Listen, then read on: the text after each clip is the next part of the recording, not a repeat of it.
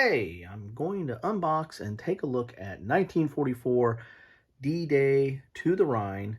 This is a Dan Fournie game, which is kind of a follow-up to his 1944 Battle of the Bulge. I think they have similar systems, and I was really impressed with this game in that it was a kind of a different look at the Bulge, so to speak. There's a lot of Bulge games out there. It's one of the more heavily covered topics in wargaming, next to Gettysburg and Waterloo.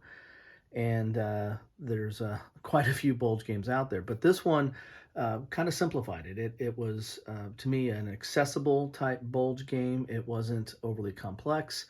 It felt like it took some concepts from block games in a little bit of respect, and it handled the movement that is unique to the Battle of the Bulge in an interesting way. So I liked it. It's not the most detailed or complex version of the Bulge or the maybe highest simulation value, but I think this is very playable and playable in a shorter period of time. So I'm anxious to get into this one, D-Day to the Rhine, and see how this plays, if it's using the same kind of system and the same unique dice and combat dice. Then this might prove itself to be a very playable and accessible game for covering the topic of D-Day to the Rhine. So Grant Wylie of Worthington Publishing was kind enough to send me this copy, so I want to thank Grant for that, which is now turning into Worthington Week. So I'll put a link to my unboxing and the unboxing when I got these games, but I've now covered a few of the games that came out of that box, including some of the casualties that came out of that box. You wouldn't expect that, but they are war games, so there will be casualties. You'll have to check out that video to see that. So anyway, so this is 1944 D-Day to the Rhine. There is the back of the box, as you can see the map here, and Worthington is, prides themselves, I think, on production value. They have mounted maps. They have good quality counters, large counters, pre-rounded, so you don't have to do counter clipping. This game, or similar to the 1944 Battle of the Bulge, has unique combat dice that you're using in it. Again, some of this kind of reminds me a little bit of a block game. It reminds me a little bit of Command and Colors, and it reminds me of, the way that you would have, with blocks, you would rotate them to see what their combat factors are. This one has kind of it built into the way the counter mix is and replacing counters. So really do like this system, and interested to see how it is translated into D-Day to the Rhine.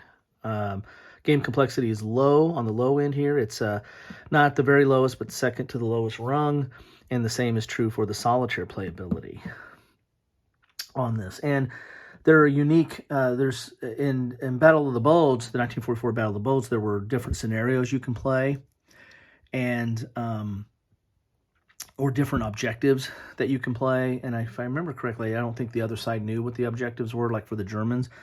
This one might be similar. It might have different objectives, and therefore kind of leaves a little bit of fog of war, and you don't know exactly what the other side's doing, so you have to kind of cover several different bases to make sure that they're not going to get their victory conditions. So with all that, let's get inside the box and see what we have here. And as I said, I wasn't expecting. I didn't hear a lot about 1944 Battle of the Bulge. There was another game that came out at about that same time. I think it might have been. I think Compass might have came out with a Bulge game around the same time. There were several Bulge games. I mean, then of course, Time for Trumpets was the epic GMT game had come out at that time, and so there was quite of a refocus on the Bulge, and so I didn't hear much about that game. But when I finally I went and picked it up, and when I got into it, I was like, I like this. I like this approach, and that's something that's consistent throughout Worthington games is production value, and they tend to be on a little bit lower complexity level. They don't do the big, heavy weighty monster type games with multiple maps and thousands of counters and 40, 50 page rule books. They tend to be, very accessible in that they're not overly complex. They're still trying to simulate or treat the topic with respect, but there's more of a focus on gameplay. So there's always this kind of tug of war between simulation value and gameplay value, and these are games, right? And so where do you fall on that spectrum? And they tend to fall a little bit more on the gameplay side of the spectrum and sacrifice a little bit of sim value, but for better and accessible gameplay. At least that's my opinion. Getting the box open here. Typical Worthington box. It's not super thick, but it's not thin either. It's just kind of standard box there. We've got some charts here, or a pad here, that you can keep track of game played. Was it a full game or variable objective, short scenario, who was the victory? So you can kind of keep track of who was the players, or whether it was solitaire. You can keep track of the game and how it turned up, if you're so inclined to do that.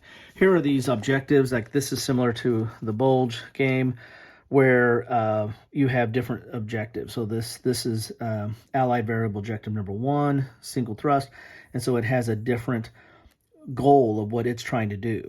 And if I remember correctly, the Germans don't know this. So you're trying to accomplish these things. This is your victory condition. So it's kind of a hidden victory condition, which is kind of common in a lot of Euro type games, but not as common in war games. War games, we tend to know these are the victory point hexes, or these are the victory conditions, and everybody knows that up front, and it's perfect knowledge, and you set out to either accomplish it or stop it, depending on what side you're on. With these hidden victories, that's kind of a new approach to wargaming in some respects. Of you don't know where your opponent is going with it. So you got this here. It's a variable objective. You've got broad front. So we'll have different conditions there of what you're trying to do. And then you've got objective RR. So it looks like you got 3 here, and that corresponds with the pad here: single thrust, broad front, and objective. So, maybe these are optional. So I don't know if you have to necessarily play these. You got 1, 2, and 3. If you have to use these, or if you can just play the game normally, and maybe there's standard victory conditions, I'd have to look into the rules for that. Here is the rule booklet, and you've got 2 rule booklets. That's something else that Worthington does from time to time. I don't know if they do it in all their games, but I know they do it in a lot of their 2-player games, in that you'll have two rule books. So each side can hold on to their own rules and look at them at their leisure. The rule book is 12 pages, but you've got a terrain effects chart on the back. I always like it when the publisher doesn't waste space. Use the back of your rule books to put a chart or a sequence of play, or in this case, a terrain effects chart, so that that's out there and people can refer to it as needed. So you've got the types of terrain, you've got the name, type, or image, movement cost, and then the combat effect. So very straightforward terrain effects chart. It's dual column rules with color. There's an explanation of the units there. So you see those steps. That's the notion of, this very well could have been a block game where you just turn the units to the side, but you have steps. So you'll have a whole stack of counters. This one you'd have 2 sets of steps, and whenever they take a hit, you flip it over, and it takes another hit. You flip that over, and if there's nothing on the back, then it's gone. Or if that's the last counter, then it's gone. So you kind of have a simple step loss built into the system there. You've got some notes here, or from some examples that are highlighted in here as well. Here's more of an explanation of the different counters in the core units. Unit colors. You got support units here. Markers. Here's your setup, sequence of play, resource points. And the resource points is a very unique system. In the Bulge, the Germans start off with more resource points, and then over time those would dwindle, and the Allies would get more because it was representing the German push. You know, they had everything built up, and they were doing this massive push into the Ardennes and to try to get to the coast and or to a port, and it shows that, you know, everything they had going for them, and then that kind of starts dwindling down, and then the Allies, or as they get reinforcements in, it kind of shifts. So that really captures the feel of that battle, and how there was limited time, and that the Germans had to accomplish so much in a short period of time, or otherwise they weren't going to be able to make any of their objectives. And so they're using that same resource point system here. It'd be interesting to see how that plays out in this game to reflect the unique situation of from D-Day to the Rhine. So you've got activation units for movement and combat. Movement, you've got strategic movement, Allied motorized, German rail. You've got your combat, and there are the unique combat dice where you have to kind of roll those symbols. There's an aircraft symbol, infantry symbol, panzer symbol, and that's looks like what you have. The blue Allied, the blue Allied dice and the black German dice there. You have weather effects. You got supply. So this is at this scale, it's going to be somewhat operational because there's going to be a supply component here. Control of cities, invasion of southern France, counteroffensive, and here's victory. And then you've got your sudden death, end of game victory conditions. So you do have these regular victories that might be different than those optional ones we looked at the beginning. Here's an optional rule set, which is quick start, variable objectives, which we looked at, which I kind of like that notion. You've got short scenarios, free invasions, and then you get the German Phantom units. You've got your resource point table here. So you can see here, looks like the Allies have a little bit more, but they start ratcheting up a lot more. Looks like they have the more throughout the different months. And this is what you use the resource points for, to replace units, or build a unit, or activate a unit for movement and the like. This is how you use your kind of how you use those resource points during the game. And there you have it. That is the rules. So again, not overly complex. You've got some player aids here. Looks like we've got 3. You've got a German turn track here, reinforced replacement. So this is looks like a setup card of sorts. And there's the standard setup for the Germans. This is nice thick cardboard or poster board there. Then you're going to have one of these for the Allies. Here's its turn track. So I imagine you'll use this to set up first, and then you'll use this during the game to keep track of your like reinforcements and replacements and the like from June to March. And it also has that reinforcement points on that tracks as well. Sorry about that. So you have that on there. Then you have this is the German replacement pool. Army Group H, Army Group B, Army Group G, Panzers, and Armies and Elite Corps, and Hidden Units, which is an optional rule. And then you have these, this is a shortened scenario, Ardennes Learning, and then Ardennes Counteroffensive in 1945. So there's like 2 shorter scenarios that already has kind of a pre-build-up setup on the board, and then you just play it from there. So, and there's an out-of-play area, so this is kind of shrinks the board and puts you right into the middle of the action there. So that's interesting. Then you get your counters themselves. How many counter sheets are in here? It looks like we've got, and these counters come out easy. So that one, I just touched that, and that's already coming out. They're larger counters. They're pre-rounded, so no clipping and very nice. There's the thickness there. And you can see here, these are all like the support type stuff. But these are the main counters here. And then you've got, they're double-sided. And then we have some more counters here.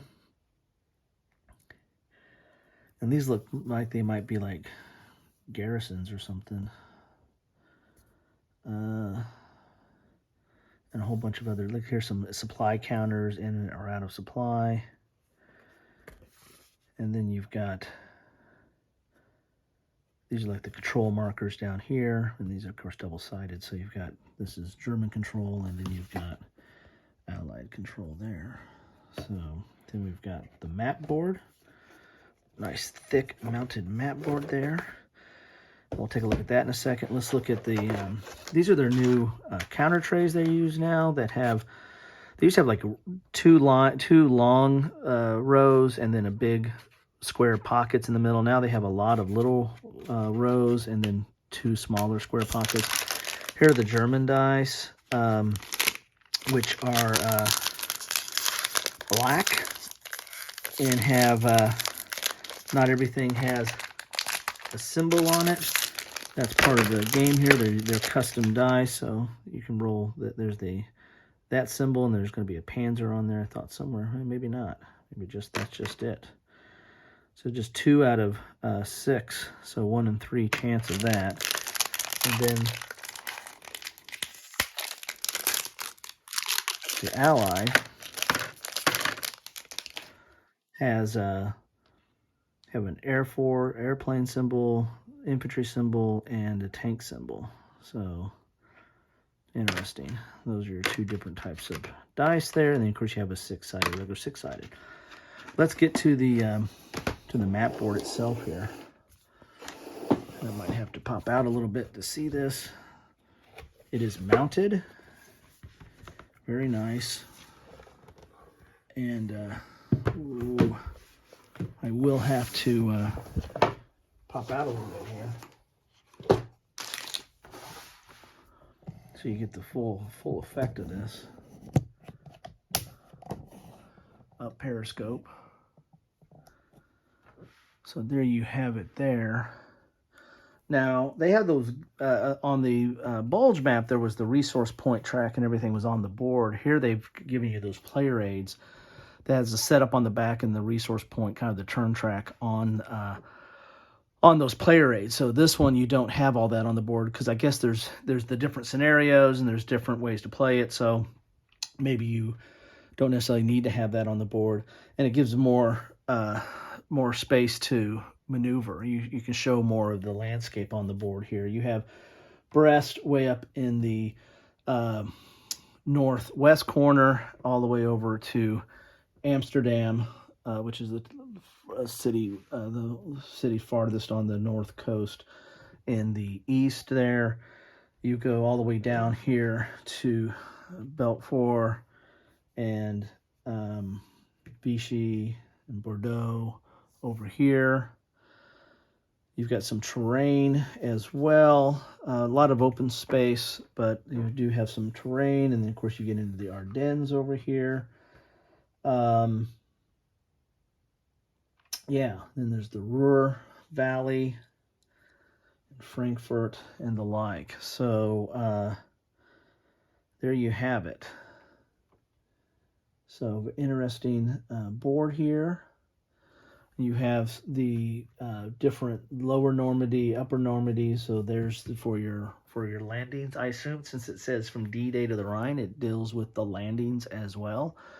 Interested in seeing how they deal with that. A lot of different games handle that differently, and either get really complex into it or deal with it in a somewhat abstract way. So it'll be interesting to see how that's handled.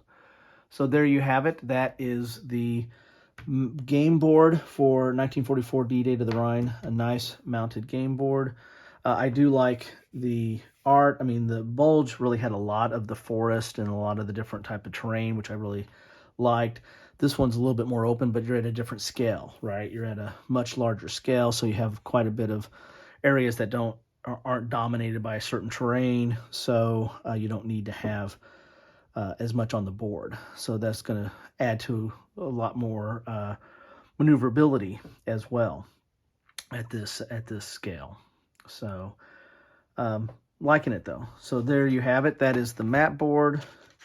You've got your counter tray there that has a little plastic cover that will lock down on that. And then, of course, you put the mat board on top of that. We've got our counter sheets here, 2 counter sheets.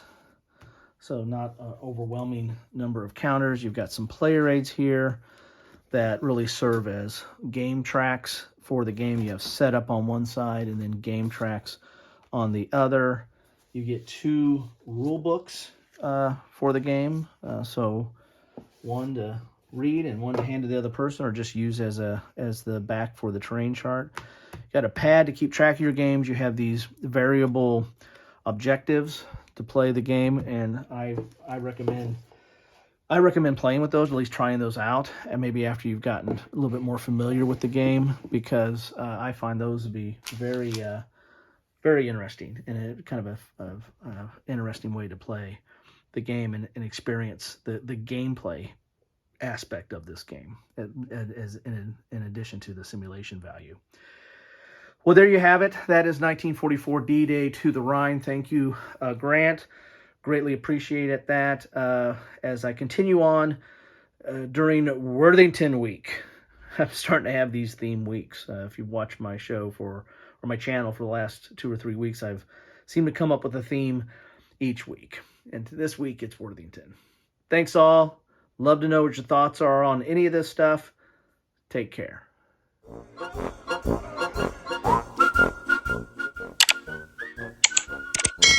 Thanks for watching.